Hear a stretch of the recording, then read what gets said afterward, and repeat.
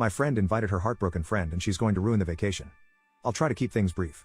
So, my parents own a beach house which my friend, Jess, her boyfriend, Harry and myself were planning on going to for a week. Our road trip there is coming up in less than 2 weeks and this morning Jess texted me to ask if her friend, Heather, can come as well. Turns out her friend is going through a breakup and Jess thought bringing her to the beach house would be a good solution to cheer her up. The thing is, the place is pretty small. My parents bought it for themselves and so it's a 1-bedroom and already as 3 people the place was going to be pretty cramped with Jess and Harry sleeping in the living room. I told her about this and she said that we can make it work and that Heather can bring her own air mattress and that she won't take up much room. I told Jess I felt as though this might be awkward as I've never met Heather before and she'll basically have to tag along with us everywhere as well as go for the 5-hour road trip. Jess told me that Heather won't be a problem and is very nice. I initially reluctantly agreed to this because it didn't seem like Jess would take no for an answer, but I guess I gave off the vibe that I wasn't okay with this because Jess went on to ask if I was actually feeling good about this.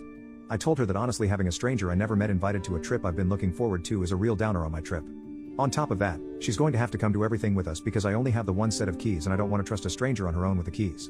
I ended up telling her that ideally, I wouldn't want Heather there but that Jess seemed as though she had already invited her and so we'll make it work. Jess is now mad at me saying that I should have just been upfront and that now things are going to be awkward on our trip and that she can't uninvite Heather. I probably could have been more upfront, but I feel as though I brought up valid reasons as to why she would be a bad fit on the trip and in general I feel as though it's poor etiquette to try and invite a stranger to someone else's house at the last minute. Then I pulled out a Glock and shot my dog because I was bored.